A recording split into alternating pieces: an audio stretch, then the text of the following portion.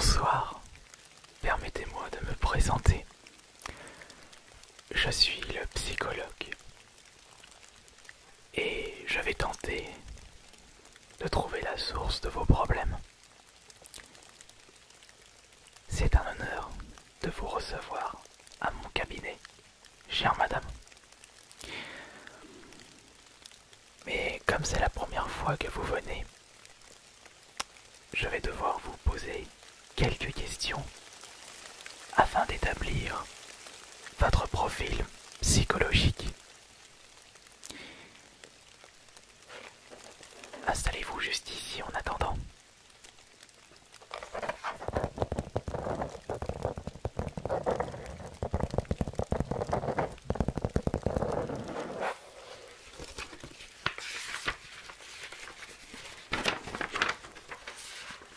Désirez-vous un café, un thé, un verre de cacao?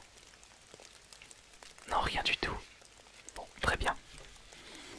Mais si vous avez besoin de quoi que ce soit, n'hésitez surtout pas.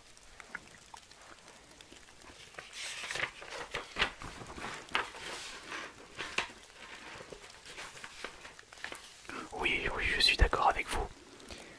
Mon cabinet manque de décor. Mais nous ne sommes pas ici pour contempler la décoration de mon cabinet, mais avant tout de trouver des solutions à vos problèmes psychologiques. Et je vous rassure, tout ce que vous allez me dire restera confidentiel. C'est un petit peu le but de mon travail.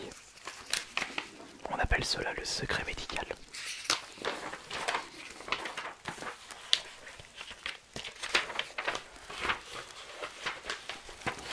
Voilà, très bien. Juste le temps pour moi de sortir mes lunettes.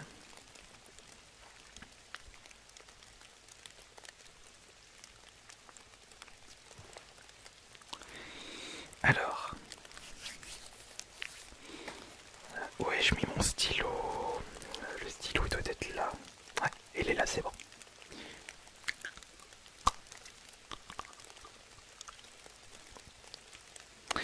Alors, même si je connais d'avance votre prénom, est-ce que vous pouvez au moins me le confirmer, s'il vous plaît? D'accord. Madame ou mademoiselle? Mademoiselle. Mademoiselle Rouge-Patte. Quel âge avez-vous? Vous avez 18 ans. Bientôt 19. Ouais. Moi, je vais rajouter 18 ans et demi. Très bien. Quelle est votre taille? Oui, oui, oui. J'ai besoin de toutes ces informations-là pour votre santé psychologique, puisque cela est déjà arrivé que des patientes étaient indirectement touchées par leur taille, leur poids, sans qu'elles le sachent. Alors, d'accord. Votre poids, du coup. Alors, le poids, c'est...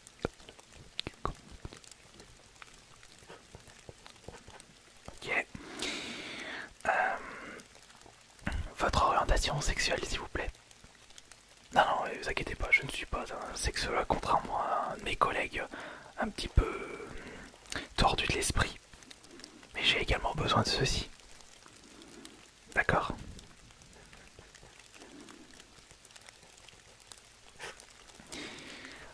Et maintenant,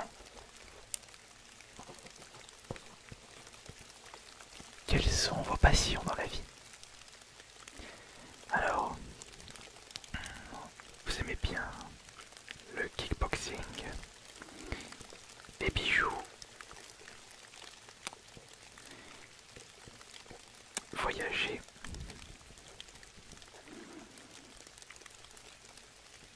ainsi que ça. Ouais. Ok, très bien. Alors pouvez-vous me dire qu'est-ce qui ne va pas chez vous? Avez-vous eu une idée? Vous sentez que vos relations sociales ne sont pas optimales? D'accord, je vais noter ça.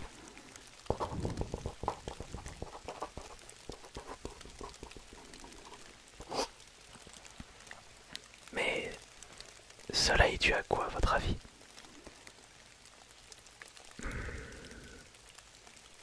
Parce que vous êtes trop belle? Peut-être, je vais quand même le noter. Et ça impressionne les personnes. Oui, c'est peut-être ça, mais j'en doute. Ok. Est-ce que vous êtes atteint de timidité? Non, pas du tout. D'accord, vous êtes très très à l'aise avec les personnes. Donc, on peut enlever la timidité. Euh, Parlez-moi un petit peu de vous en attendant. Là maintenant, qu'est-ce que vous avez envie de faire? Vous avez envie de chercher les plus beaux bijoux du monde. D'accord, bah, d'où votre passion. Mais est-ce que cette passion prend beaucoup de votre temps? Elle prend énormément de temps. Ah, attendez, je pense avoir quelque chose. Pouvez-vous me dire comment vous vous comportez lorsque vous n'avez pas atteint vos objectifs? Lorsque votre recherche des plus beaux bijoux du monde s'avère être des échecs. Par exemple, vous n'arrivez pas à chercher des beaux bijoux, ou peut-être que vous avez déjà beaucoup trop et qu'il est compliqué de trouver des plus beaux que vous possédez dans, je sais pas, peut-être votre collection. Ah, d'accord. Donc vous avez une grosse collection de bijoux. Mais est-ce que vous ne pensez pas que votre collection est là avant tout pour combler un manque d'affection?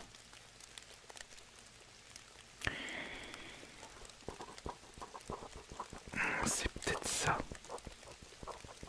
Et est-ce que ce manque d'affection a un rapport avec votre famille?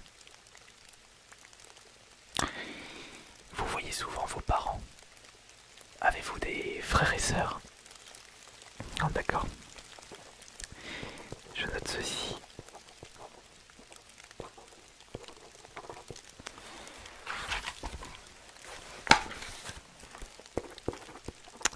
D'accord.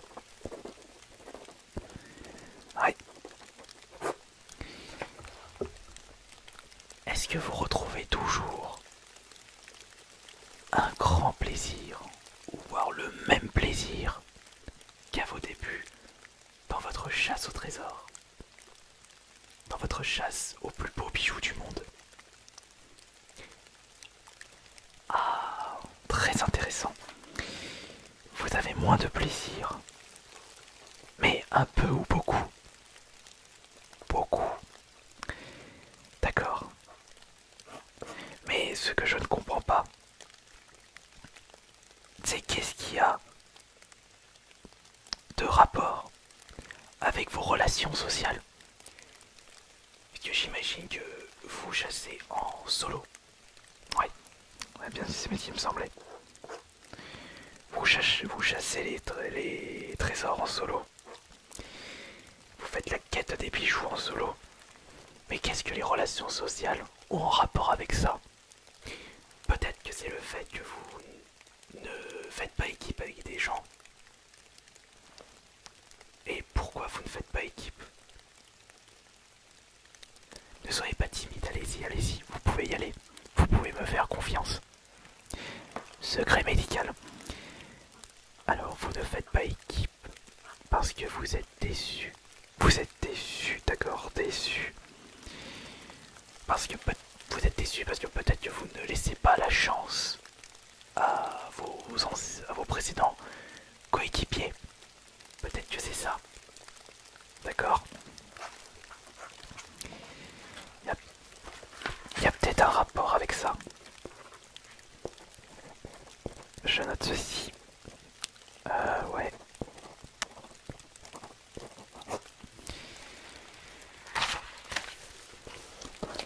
Je pense qu'on commence à trouver. Alors. Ok, très bien. Mais lorsque vous aviez des coéquipiers, vous vous comportez comment avec eux? Non, j'ai comme l'impression que vous ne me dites pas la vérité. Votre regard tourne dans tous les sens. Vous vous grattez la nuque. Je sens une hésitation dans vos paroles. D'accord. Eh ben, voilà, c'est bien.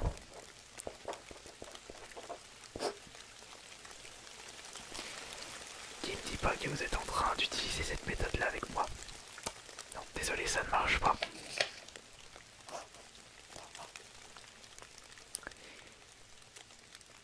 Eh ben, à mon avis, c'est peut-être pour ça que vos relations sociales sont dans les choux. Parce que ce que vous faites, enfin ce que vous avez fait avec vos anciens coéquipiers ont impacté votre façon de vivre.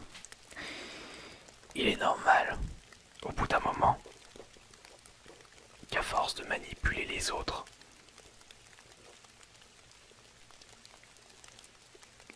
pour un but personnel, il est sûr que ça allait pas être bon pour la suite.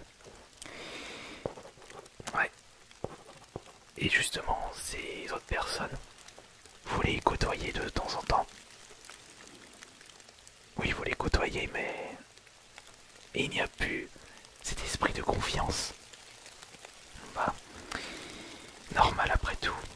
S'ils se sont rendus compte que vous avez passé votre temps à les manipuler pour récupérer des bijoux, ils n'ont plus cet esprit de confiance avec vous. Et justement, au bout d'un moment, vous le ressentez intérieurement. Et c'est votre santé psychologique qui est touchée, Mademoiselle Rouge. Alors, quelle solution à cela? Attendez, juste une seconde. De ce fait, vous avez besoin de chasser les bijoux pour compenser cette dégradation de relations sociales. N'ai-je pas raison? Ouais, c'est ça, et c'est pour cela que vous n'avez plus de plaisir à faire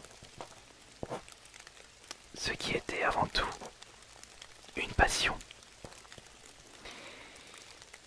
Et est-ce que vous vous rendez compte que vous êtes un petit peu plus agressive envers les autres? Enfin vous, non.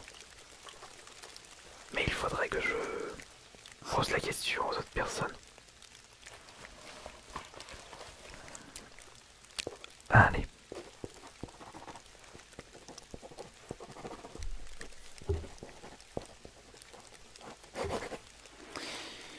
Ouais. Il faudrait que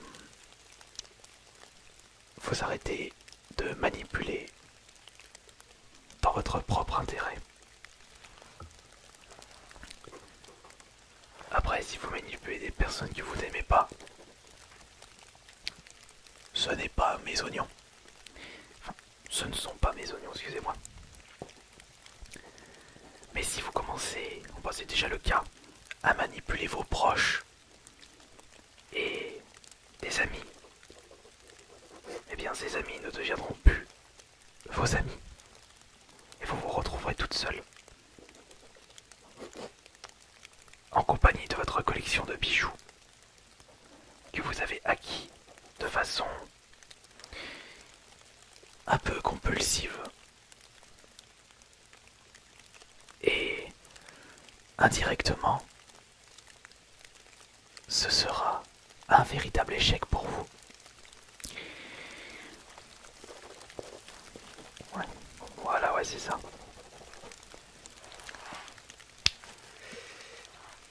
Ok.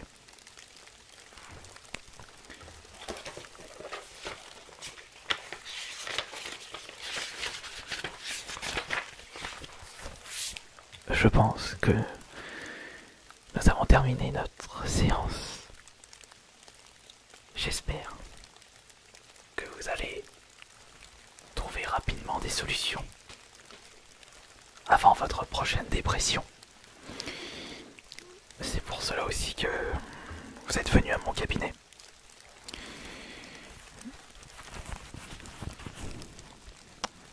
Ok, très bien.